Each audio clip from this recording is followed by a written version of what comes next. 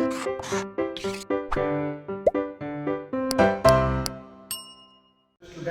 Welcome back to Blueprint Digital. आज की इस वीडियो में हम आर्कियोबैक्टीरिया यानी कि आद जीवाणु के बारे में पढ़ेंगे। वीडियो को स्टार्ट करने से पहले हमारे चैनल को सब्सक्राइब करें और बेल आइकन दबाना न भूलें, जिससे हमारे लेटेस्ट वीडियोस की नोटिफिकेशन आपको प्राप्त होती रहे। अब हम आज के टॉपिक पर आते हैं।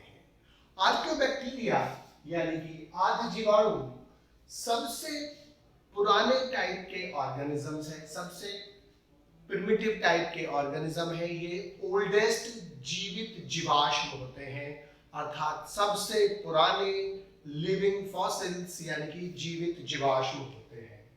अब जीवित जीवाश्म का मतलब क्या है?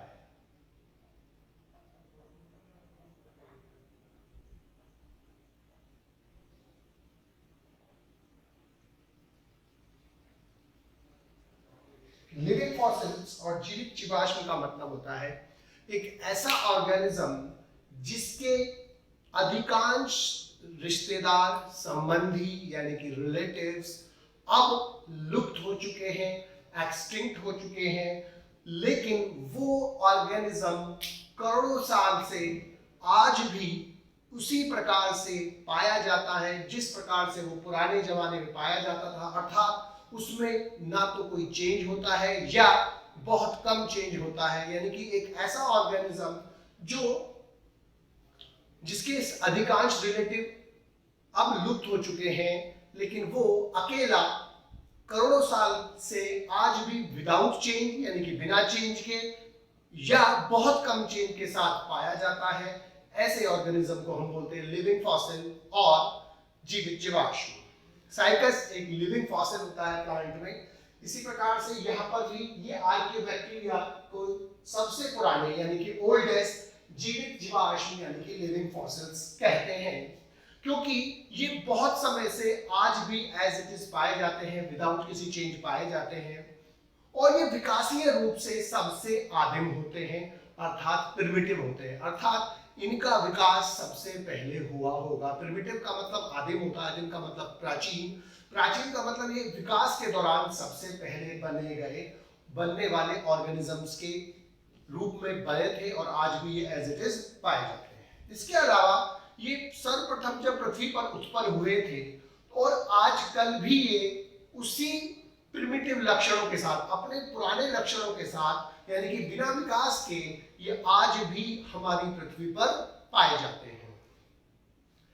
इन्हें जीवित जीवाश्म इसीलिए कहते हैं क्योंकि ये इनके अधिकांश रिलेटिव समाप्त हो गए, लुप्त हो गए, लेकिन ये आज भी इसी तरह से पाए जाते हैं और ये आज भी प्रतिकूल परिस्थितियों में पाए जाते हैं और एक ऐसी प्रतिकूल परिस्थितियों में भी पाए जाते हैं कि जब हमारी पृथ्वी का विकास हुआ था, हमारी पृथ्वी का निर्माण हुआ था, उस समय जो प्रतिकूल हार्श कंडीशंस पाई जाती थी, उस हार्श कंडीशन प्रतिकूल परिस्थितियों जैसी आजकल की परिस्थितियां जहां किसी क्षेत्र में पाई जाती हैं, ये उन क्षेत्रों में भी आज भी पाए जाते हैं।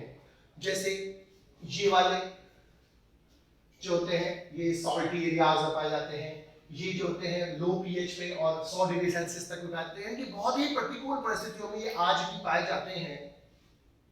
सभी आर्कियोबैक्टीरिया सामान्यतः अविकल्पी अवायवीय होते हैं, यानी कि अविकल्पी अवायवीय का मतलब क्या होता है?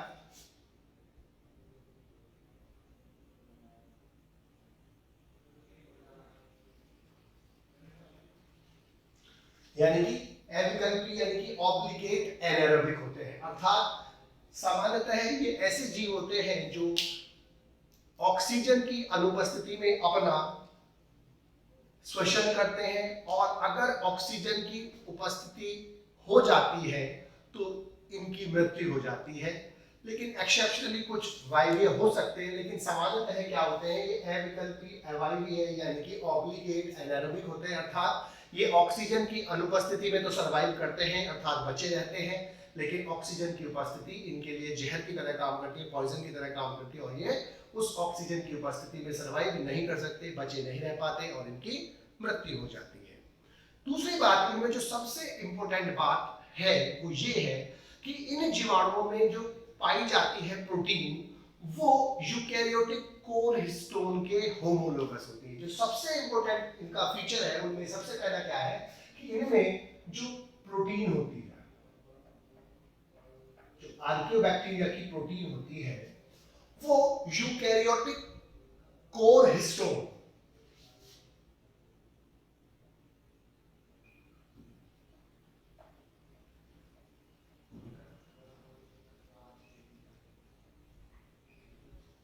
हिस्टोन के होमोलोगस होती है। होमोलोगस मतलब समजात बोलते हैं वैसे तो, लेकिन यहाँ होमोलोगस का मतलब क्या है, समान होती है। अर्थात इनमें जो प्रोटीन पाई जाती है वो यूकैरियोट्स के जो हिस्टोन प्रोटीन होती है, जो कोर पाया जाता है, कोर हिस्टोन जो होती है उसके होमोलोगस होती है, उसके जैसी होती है।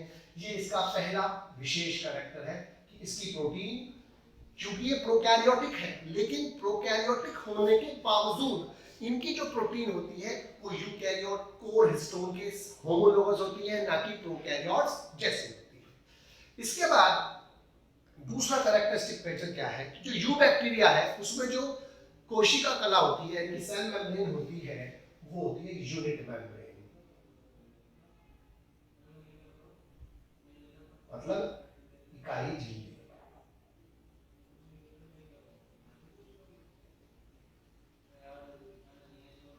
इकाई झिल्ली यूनिट मेम्ब्रेन का मतलब क्या है कि इसमें लिपिड, फास्फोलिपिड से बनी होती है, बेसिकली प्रोटीन प्लस लिपिड साथ साथ मिलकर काम करते हैं। और जो यू बैक्टीरिया होती है उसमें जो लिपिड होता है वो स्ट्रेट चेन मॉलिक्यूल्स होते हैं, ऐसे होती है।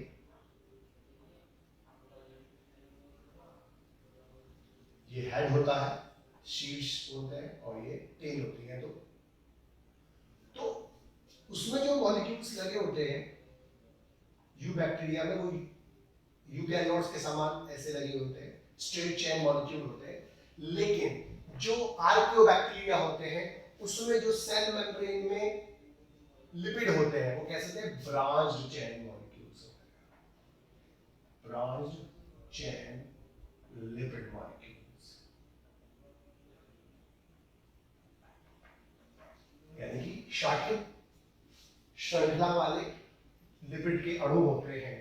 तो दूसरा कैरेक्टरिस्टिक फीचर क्या होता है कि इनमें कि जो यू बैक्टीरिया है उसमें यूकैरियोट्स के समान जो प्लाज्मा मेम्ब्रेन होती है, सेल मेम्ब्रेन होती है, या साइटोप्लाज्मिक मेम्ब्रेन भी बोल देते हैं, इसको प्रोटोप्लाज्मिक मेम्ब्रेन भी बोल देते हैं। तो जो सेल मेम्ब्रेन होती है वो यूनिट मेम्ब्रेन होती है, अर्थात यूनिट मेम्ब्रेन में जो लिपिड के मॉलिक्यूल होते हैं स्ट्रेट चेन मॉलिक्यूल होते हैं। लेकिन आर्कियोबैक्टीरिया में जो सेल मेम्ब्रेन होती है उसमें जो लिपिड के मॉलिक्यूल्स होते हैं वो ब्रांच्ड चेन मॉलिक्यूल्स होते हैं, यानी कि शाखित श्रृंखला वाले लिपिड अणु होते हैं। और ये दूसरा कैरेक्टरिस्टिक फीचर है जो इसको डिफरेंशिएट करता है यू बैक्टीरिया से। तो इसका मतलब पहला कैरेक्टर क्या है कि पहला, इसमें प्रोटीन यूकैरियोट्स के कोर हिस्टोन के समान होती है जो अन्य प्रोकैरियोट्स में नहीं होती। और दूसरी जो इसमें सेल मेम्ब्रेन होती है वो यूनिट मेम्ब्रेन नहीं होती, अर्थात यू बैक्टीरिया में जो लिपिड के मॉलिक्यूल्स होते हैं वो स्ट्रेट चेन मॉलिक्यूल होते हैं, सीधी श्रृंखला वाले होते हैं, जबकि इनमें ब्रांच चेन मॉलिक्यूल्स होते हैं, अर्थात शाखित श्रृंखला वाले होते हैं।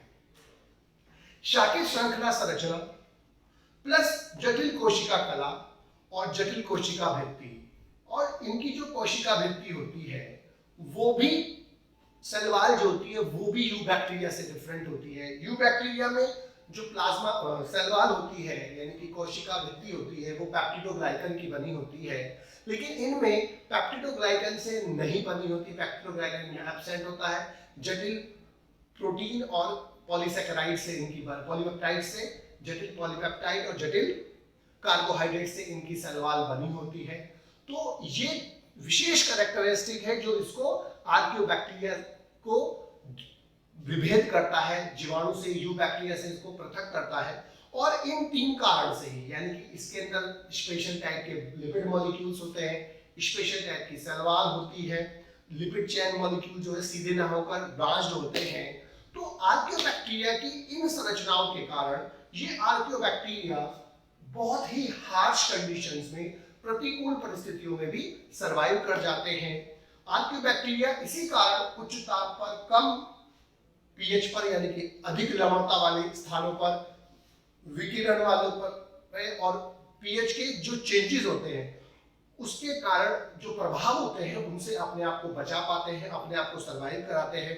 इसीलिए आर्कियोबैक्टीरिया प्रतिकूल परिस्थितियों में पाए जा सकते हैं। तो इसमें 3 विशिष्ट लक्षण होंगे। पहला कि प्रोटीन जो है इनकी वो यूकैरियोटिक कोर हिस्टोन के होमोलोगस होती है।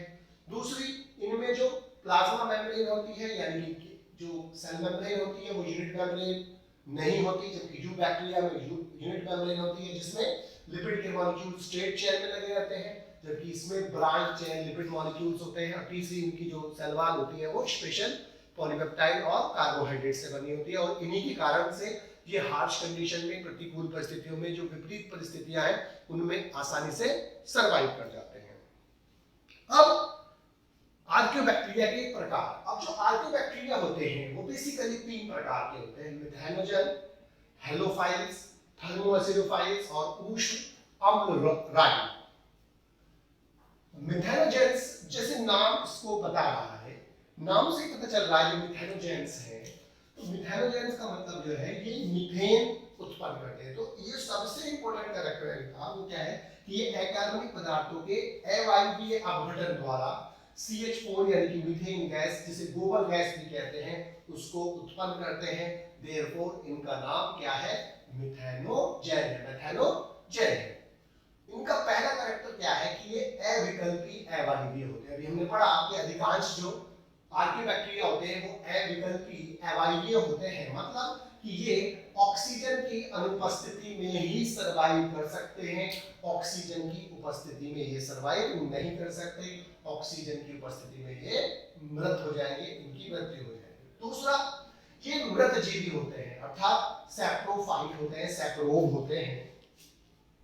सैप्रोब कौन से होते हैं? सैप्रोफाइट्स कौन है कि जो ऑर्गेनिज्म मृत यानी कि डेड ऑर्गेनिक मैटर यानी कि कार्बनिक पदार्थों यानी किसी भी ऑर्गेनिज्म की डेड बॉडीज, किसी भी प्लांट के डेड पार्ट से अपना भोजन प्राप्त करते हैं, उन्हें हम क्या बोलते हैं? मृत जीवी। लेकिन इसमें एक अपवाद है, एक्सेप्शन है। वो क्या है कि रूमेनोकोकस, रूमेनोकोकस जो होता है वो सहजीवी होता है, अर्थात सिम्बायोसिस शो करता है, सिम्बायंट होता है और म्यूटलिज्म शो करता है। तो नाम से पता चलता है कि ये कोकस तो बैक्टीरिया टाइप के हैं, यानी कि इनकी शेप जो होती है कोकस है, गोल है, और ये रूमेन में पाए जाते हैं।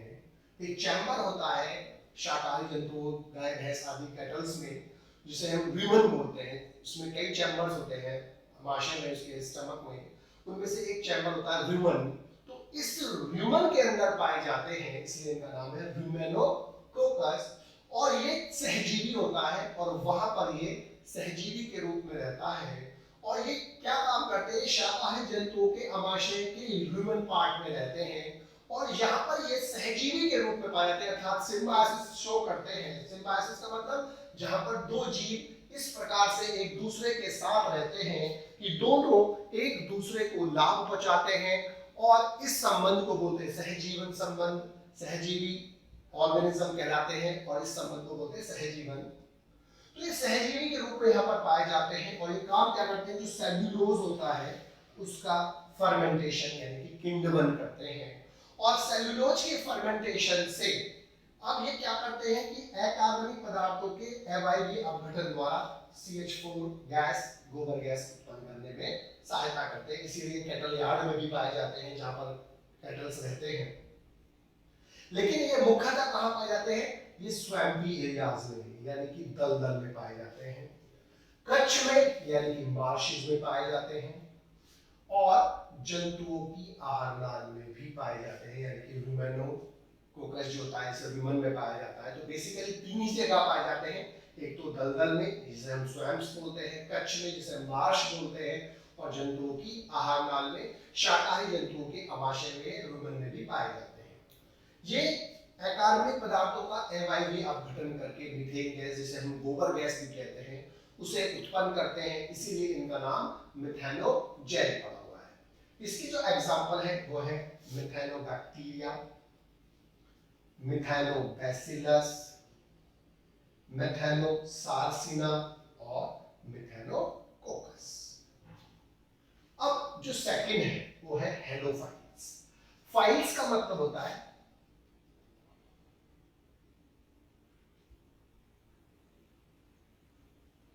फाइल्स वर्ड जो है वो फिलिक से बना है।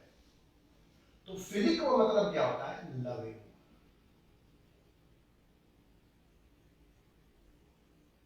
यानी कि रागी या स्नेही।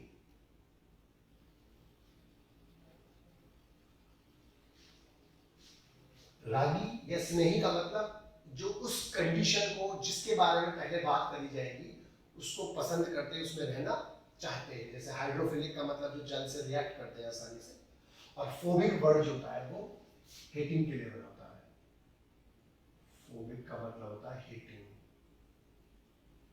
हेट करते हैं अर्थात उसमें पाना, उस परिस्थिति में रहना पसंद नहीं करते हैं। और हेलो वर्ड जो होता है वो लगाते हैं सॉल्ट्स के लिए, यानी कि लवणों के लिए। तो अब नाम से चल गया हेलोफाइल्स का मतलब क्या हो गया कि ये ऑर्गेनिजम्स हेलोफाइल्स सॉल्ट लविंग होते हैं, साल्ट रागी होते हैं, यानी कि लवण रागी होते हैं, स्नेही होते हैं। अर्थात ये ऐसे एरियाज में पाए जाएंगे जहां पर सॉल्ट और लवण पाए जाते हैं। तो ये लवणीय क्षेत्रों में यानी कि सॉल्टी एरियाज में पाए जाते हैं। और बेसिकली सॉल्टी एरियाज कौन कौन से होते हैं? जैसे सॉल्टी झील्स यानी कि लवणीय झील्स, लेक्स, और लवणीय यानी कि सॉल्टी कच्छ यानी कि मार्शेस, और सॉल्टी पैन्स और सॉल्टी विलियंस यानी कि लवणीय विलियन। इन चार जगह पर पाए जाते हैं। कौन कौन से? लवणीय झील यानी कि सॉल्टी लेक्स, लवणीय कच्छ यानी कि सॉल्टी मार्शेस, सॉल्टी पैन्स, और लवणीय विलियन यानी कि सॉल्टी सॉल्यूशन। अब ये मुख्यतः क्या होते हैं? एवाइवीय होते हैं। अभी हम पढ़ते आ रहे लगातार कि आर्की बैक्टीरिया क्या होते हैं? एबिकल्पी एवाइवीय होते हैं। तो ये मुख्यतः क्या होंगे? एवाइवीय ही होंगे, अर्थात ऑक्सीजन की अनुपस्थिति में ये अपना भोजन अपना श्वसन करेंगे। लेकिन इसमें दो तीन खास बात क्या है? इसमें एक रसायन होता है हेलोरोडॉप्सिन, क्योंकि हेलो तो इसके लिए लगा रखा है हमने। तो रोडॉप्सिन एक सब्सटेंस केमिकल होता है जो सेल में क्लोराइड को पंप करता है। सेल के अंदर क्लोराइड्स को अंदर पुश करता है, पंप करता है, जिसके कारण इसकी जो ऑस्मोटिक कंसंट्रेशन है वो सूटेबल बनी रहती है, यानी कि जो रासायनिक सांद्रता है वो मेंटेन रहती है, अनुकूल बनी रहती है। और इसीलिए इनमें हाइड्रोलाइसिस, इनमें निर्जलीकरण नहीं होता, वाटर की कमी नहीं हो पाती है, बैलेंस रहता है ऑस्मोटिक कंसंट्रेशन। तो एक तो इसमें रसायन हेलोरोडॉप्सिन प्रेजेंट होता है जो सेल में क्लोराइड पंप करता है और जिसके कारण सेल का निर्जलीकरण नहीं होता है। दूसरा विशेष बात इसमें क्या है? पहली बात तो ये है विशेष इसमें इंपॉर्टेंट फीचर है इसका, और दूसरा इंपॉर्टेंट फीचर क्या है कि इसमें दूसरा लक्षण क्या है कि ये बैंगनी कला यानी कि पर्पल मेम्ब्रेन विकसित करते हैं, और जिसमें प्रकाशग्राही वर्णक बैक्टीरियोरोडॉप्सिन प्रेजेंट होता है। प्रकाश में यह कला प्रोटॉन पंप की तरह काम करती है, अर्थात जिससे कोई चीज जाती है पास होती है उसे पंप बोलते हैं। तो ये जो प्रोटॉन पंप की तरह काम करती है ये मेम्ब्रेन, तो काम करने से क्या होगा कि ये सीधे ही एटीपी का निर्माण कर लेती है, संश्लेषण कर लेती है, उसका सिंथेसिस करती है। इसका मतलब क्या हुआ कि ये यू बैक्टीरिया की तरह भोजन अर्थात कार्बोहाइड्रेट्स का निर्माण नहीं करते हैं, क्योंकि इनमें भोजन नहीं बनता, सीधा क्या बनता है? एटीपी। अधिकांश जीवों में, चाहे वो प्लांट हो या कोई भी ऑर्गेनिज्म हो जो अपना भोजन बना रहा है, उसमें पहले फूड बनता है और फूड का फिर ऑक्सीडेशन होकर फिर एनर्जी बनती है, ऊर्जा बनती है, जिसका यूज ऑर्गेनिज्म अपने विभिन्न कार्यों में करते हैं। और वो ऊर्जा जो बनती है वो मुख्यतः एटीपी के रूप में बनती है, और एटीपी के रूप में जो ऊर्जा बनती है उसका यूज सभी जीव करते हैं। जो एनिमल्स होते हैं वो फूड से, जो फूड लेते हैं प्लांट से या किसी भी और एनिमल से फूड लेते हैं, तो उसके फूड स्टफ का ऑक्सीडेशन होता है, पहले डाइजेशन होता है, डाइजेशन के बाद जो फूड स्टफ बनता है उसका ऑक्सीडेशन होकर फिर एटीपी बनती है और फिर वो एटीपी यूज होती है बॉडी में। लेकिन इनको फूड बनाने की आवश्यकता नहीं होती है। क्यों? क्योंकि इनमें जो प्रोटॉन पंप होता है वो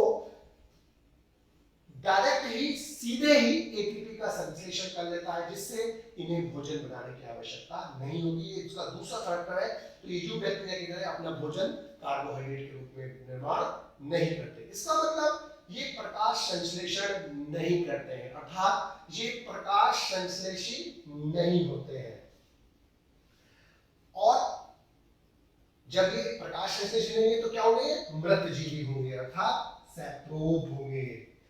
एग्जाम्पल हेलोबैक्टीरियम, हेलोकोकस और हेलोफिलक्स।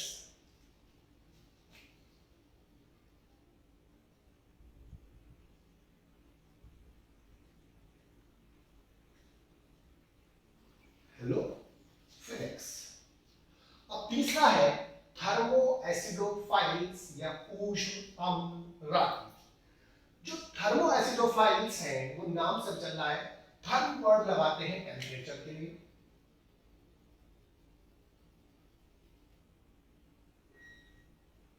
यानी कि तापमान के लिए। एसिडो वर्ड लगाते हैं एसिड के लिए, यानी कि अम्ल के लिए। और अम्ल का मतलब होता है लो पीएच, पीएच का।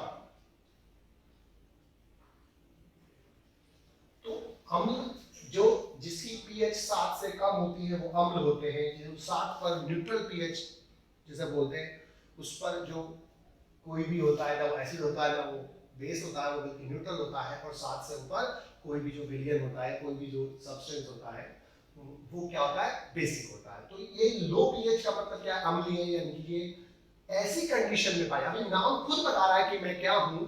तो थर्मो एसिडोफाइल्स का मतलब क्या? फाइल्स मतलब क्या है? लविंग, स्नेही, रागी। तो किसको लव करेंगे? ये टेम्परेचर यानी कि उच्चता। एसिडो का मतलब, अम्ल का मतलब लो पीएच। तो इसका मतलब ये खुद डेफिनेशन बता रहा है कि ये ऐसे आर्कियोबैक्टीरिया हैं जो उच्च तापमान और अत्यधिक अम्लीय पीएच यानी कि लो पीएच पर पाए जाते हैं। तो ऐसी कंडीशन में पाए जाएंगे जहां पर दो कंडीशन होंगी। कौन कौन सी? टेम्परेचर जो होगा ज्यादा होगा 80 डिग्री और के आसपास, और माध्यम जो होगा वो अम्लीय होगा, अत्यधिक अम्लीय होगा, क्योंकि पीएच वहां पर 2 के आसपास होती है, 2 पीएच में पाए जाते हैं। और ये जीवाणु, ये आर्कियोबैक्टीरिया 100 डिग्री सेल्सियस तापमान पर भी सरवाइव कर सकते हैं, अर्थात यहां भी ये मृत नहीं होते हैं। और ये पाए कहां जाते हैं? ये पाए जाते हैं गर्म सल्फर के जल स्रोत, यानी कि हॉट वाटर सल्फर स्ट्रीम्स में पाए जाते हैं। और ये स्ट्रीम्स पाए कहां जाते हैं? हिमालय क्षेत्र में पाए जाते हैं। और ये 100 डिग्री सेल्सियस पर भी सरवाइव कर सकते हैं। और ये 100 डिग्री पर भी इनकी ऐसी कंडीशन, हार्श कंडीशन पर भी, प्रतिकूल परिस्थितियों पर भी इनका प्रभाव नहीं पड़ता है। अब ये सल्फर को H2SO4 यानी कि सल्फ्यूरिक अम्ल में परिवर्तित कर देते हैं और ऊर्जा प्राप्त करते हैं उसके कन्वर्जन में, यानी कि सल्फर को सल्फ्यूरिक अम्ल के में कन्वर्ट करने के दौरान ऊर्जा प्राप्त बनती है। तो ये ऊर्जा को प्राप्त करते हैं और इस ऊर्जा का प्रयोग ये अपने भोजन के निर्माण में कर लेते हैं। ये सल्फर को वाटर के साथ और ऑक्सीजन की उपस्थिति में, ये आप देखो ऑक्सीजन यूज कर रहे हैं एक्सेप्शनली, वैसे नॉर्मली कोई भी आर्कियोबैक्टीरिया यूज नहीं करता। तो ये इसकी प्रेजेंस में इसको H2SO4 में कन्वर्ट कर देते हैं और जो ऊर्जा उत्पन्न होती है उस ऊर्जा का प्रयोग ये भोजन के निर्माण में कर लेते हैं। अब इस H2SO4 के कारण जब माध्यम में H2SO4 बन रहा होता है तो माध्यम जो होता है वो अम्लीय हो जाता है और इसी कारण वहां का जो पीएच होता है वो बहुत कम हो जाता है, 2 के आसपास हो जाता है। ये रसोस्वैपोषित यानी कीमो ऑटोट्रॉप्स होते हैं। ऑटोट्रॉप्स का मतलब ये अपना भोजन स्वयं बनाते हैं, लेकिन कीमो का मतलब क्या है? किसी रसायन, जब ये किसी रसायन का ऑक्सीडेशन करके जो ऊर्जा प्राप्त होती है उस ऊर्जा का प्रयोग करते हैं, तब हम उसे क्या बोलते हैं? Chemo autotrophs. जब लाइट का ऑक्सीडेशन करके लाइट की एनर्जी यूज करते हैं भोजन के निर्माण में, तब हम उसे क्या बोलते हैं, फोटो ऑटोट्रॉप्स। लेकिन जब कोई ऑर्गेनिज्म किसी केमिकल का ऑक्सीडेशन करके केमिकल की एनर्जी को यूज करके भोजन बनाता है, तब हम उसे क्या बोलते हैं, कीमो ऑटोट्रॉप्स। अब अपवाद स्वरूप ये विकल्पी वायवीय होते हैं। विकल्पी वायवीय का मतलब क्या, इंपॉर्टेंट लाइन है ये,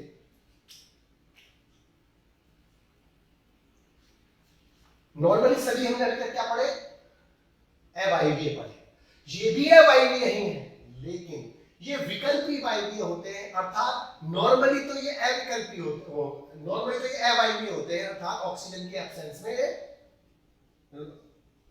श्वसन करते हैं। लेकिन अगर कंडीशन एरोबिक हो जाएंगी, वायवीय कंडीशन होगी, ऑक्सीजन उपस्थित होगी, तब भी ये सर्वाइव कर जाते हैं, इसलिए ये विकल्पी वायवीय होते हैं। और ये निम्न कारणों से कम पीएच और हाई टेम्परेचर पर, उच्च ताप पर और लो पीएच पर, कम पीएच पर सर्वाइव कर जाते हैं। सबसे पहला, इनकी कोशिका कला में, सेल मेम्ब्रेन में, प्लाज्मा मेम्ब्रेन में branch chain lipid molecules present होते हैं। इसके कारण सेल की तरलता यानी कि सेल फ्लूइडिटी कम हो जाती है, जो उसको इन कंडीशन में सर्वाइव करने के लिए जरूरी होती है। दूसरा, इनके विकर कम पीएच पर, लो पीएच पर भी कार्य कर सकते हैं। नॉर्मली जो पीएच होता है वो एंजाइम की कार्य विधि को प्रभावित करता है, और अधिकांश जो विकर होते हैं, एंजाइम होते हैं, वो न्यूट्रल पीएच के आसपास काम करते हैं। लेकिन इनके एंजाइम थर्मोस्टेबल होते हैं, अर्थात वो उच्च ताप पर भी काम कर जाते हैं, प्लस लो पीएच पर भी वो काम करते हैं। और इनके विकर उच्च ताप के प्रति भी प्रतिरोधक होते हैं, अर्थात उच्च ताप का इन एंजाइम्स पर प्रभाव नहीं पड़ता, वो खराब नहीं होते, डिनेचर नहीं होते। एग्जांपल है सल्फोबोलस, थर्मोप्लाज्मा और थर्मोप्रोटियस। आर्कियोबैक्टीरिया के महत्व और आर्कियोबैक्टीरिया और यूबैक्टीरिया में अंतर को पढ़ेंगे। आर्कियोबैक्टीरिया का सबसे पहला महत्व क्या है कि ये बायोगैस यानी कि गोबर गैस के निर्माण में यूज होते हैं। जो मिथेनोजेन्स होते हैं वो बायोगैस यानी कि मीथेन गैस या गोबर गैस को बनाने में हेल्प करते हैं। इसके बाद इनसे रेस्ट्रिक्शन एंडोन्यूक्लियस एंजाइम प्राप्त होते हैं। रेस्ट्रिक्शन एंडोन्यूक्लियस एंजाइम वे एंजाइम होते हैं, न्यूक्लियस का मतलब जो न्यूक्लिक एसिड को कट करता है, और ये न्यूक्लियस एंजाइम 3 प्रकार के होते हैं, रेस्ट्रिक्शन एंडोन्यूक्लियस, एक्सोन्यूक्लियस और एंडोन्यूक्लियस। अगर ये डीएनए है, ये डबल स्ट्रैंडेड डीएनए है, तो द्विकुंडित डीएनए में तो जो एंजाइम डीएनए को बाहर से कट करते हैं उन्हें हम बोलते हैं एक्सोन्यूक्लियस। एक्सो माने था बाहर, जो अंदर से कट करते हैं उन्हें हम बोलते हैं एंडोन्यूक्लियस। और रेस्ट्रिक्शन एंडोन्यूक्लियस जो विशिष्ट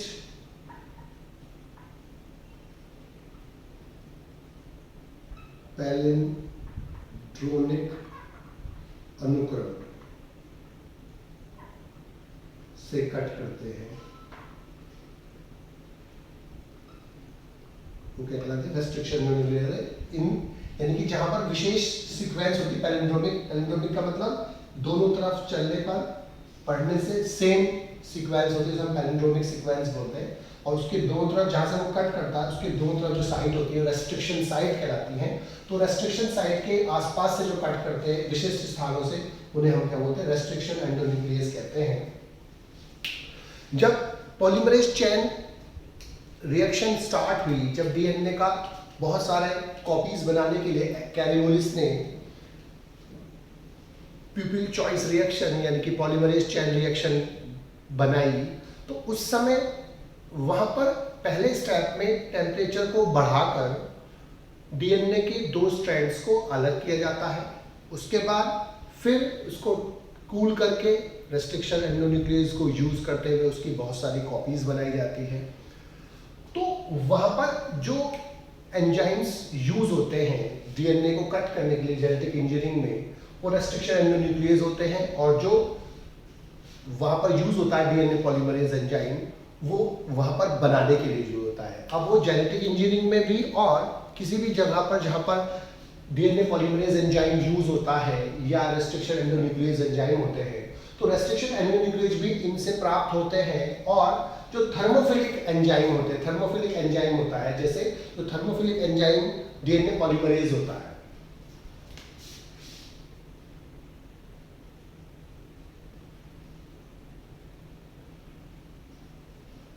डीएनए पॉलीमरेज एंजाइम जो होता है, जब नॉर्मल ऑर्गेनिज्म से डीएनए पॉलीमरेज प्राप्त हुआ था तो उसको जब टेम्परेचर गर्म करा जाता है तो डीएनए सेपरेट किए जाते हैं और उसके बाद उसको ठंडा करना पड़ता था, जिससे डीएनए पॉलीमरेज उस ठंडे टेम्परेचर पर अब सिंथेसिस कर सके, डीएनए के कॉपीज बना सके। लेकिन जब इन ऑर्गेनिजम्स के अंदर देखा गया कि ये 100 डिग्री सेल्सियस पर भी सर्वाइव करते हैं, 80 डिग्री सेल्सियस पर भी सर्वाइव करते हैं, तो वहां पर अगर ये सर्वाइव कर रहे हैं तो इनकी उस 80-100 डिग्री सेल्सियस पर प्रोटीन सिंथेसिस भी हो रही होगी, इनके अंदर डीएनए का रेप्लिकेशन भी हो रहा होगा, अर्थात इनके एंजाइम इतने हाई टेम्परेचर पर भी काम कर रहे होंगे।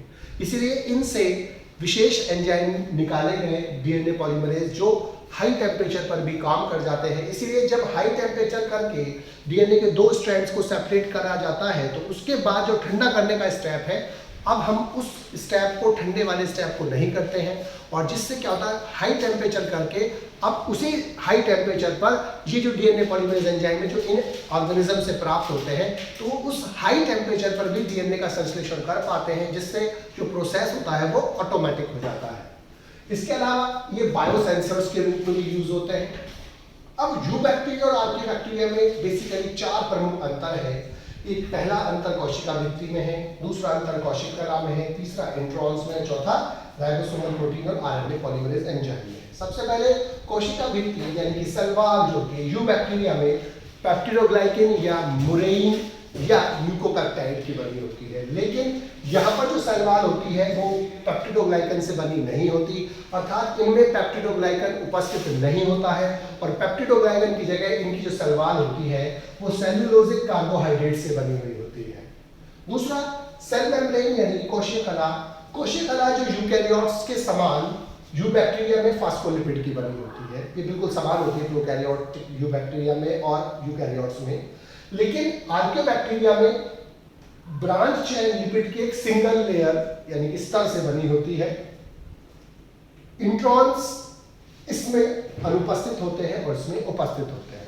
इंट्रॉन्स और एक्सॉन्स क्या होते हैं कि जो यूकैरियोटिक ऑर्गेनिज्म है उनके अंदर जो जीन होती है वो स्प्लिट जीन होती है।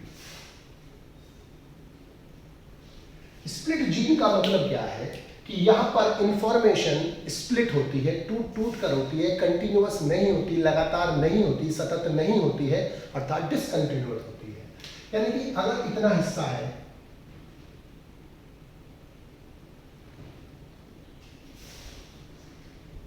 इस हिस्से में इंफॉर्मेशन प्रेजेंट होती है, इसमें नहीं होती है, इसमें होती है, इसमें नहीं होती, इसमें होती है, इसमें नहीं होती, यानी कि प्रोटीन के संश्लेषण के लिए सूचनाएं नहीं होती।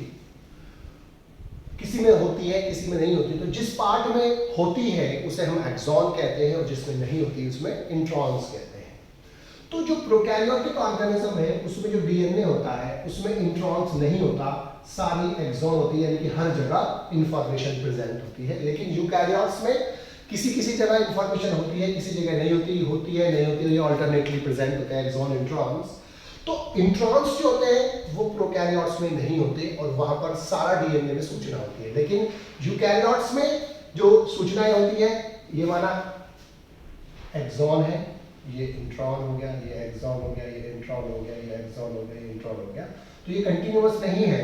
तो ऐसी जीन स्प्लिट जीन कहलाती है। और जो इंट्रॉन्स होते हैं वो नॉन कोडिंग सीक्वेंस होते हैं जिनमें सूचनाएं नहीं होती है, वो प्रेजेंट होते हैं, लेकिन इसमें नहीं होती, लेकिन इसके अंदर उपस्थित होती है। इसीलिए कई सारे कैरेक्टर्स में यूकैरियोट्स के समान होते हैं।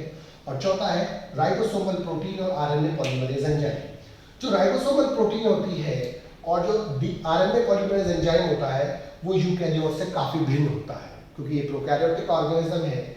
लेकिन ये भी प्रोकैरियोट्स होने के बावजूद भी इन राइबोसोमल प्रोटीन्स में और आरएनए पॉलीमरेज एंजाइम्स में यूकैरियोट्स से काफी समानताएं प्रदर्शित करते हैं। इसीलिए आर्कियोबैक्टीरिया ऐसे नोवल फीचर प्रदर्शित करता है जो किसी भी प्रोकैरियोट्स में नहीं पाए जाते और ये प्रोकैरियोट्स होने के बावजूद काफी लक्षणों में यूकैरियोट से समानता प्रदर्शित करता है। इसीलिए ये ऐसे नोबल फीचर, ऐसे स्पेशल फीचर, ऐसे विशिष्ट लक्षण प्रदर्शित करता है जिसके कारण इसको अलग से पढ़ना अच्छा होता है, ना कि बैक्टीरिया के जैसे पढ़ना होता है, क्योंकि बैक्टीरिया में और इसमें अनेक अंतर होते हैं। इसीलिए अब इसको यूबैक्टीरिया से अलग एक अलग ग्रुप के रूप में पढ़ते हैं, जिसमें सबसे प्राचीन टाइप के ऑर्गेनिजम्स पाए जाते हैं, जिनके अंदर ऐसे लक्षण पाए जाते हैं जो उनको हार्श कंडीशन में, प्रतिकूल परिस्थितियों में, जैसे उच्च ताप, लो पीएच और अन्य हार्श कंडीशन में, प्रतिकूल परिस्थितियों में रहने के लिए उन्हें अनुकूलित बनाते हैं। इसलिए अब इनको यूबैक्टीरिया से अलग एक अलग ग्रुप के रूप में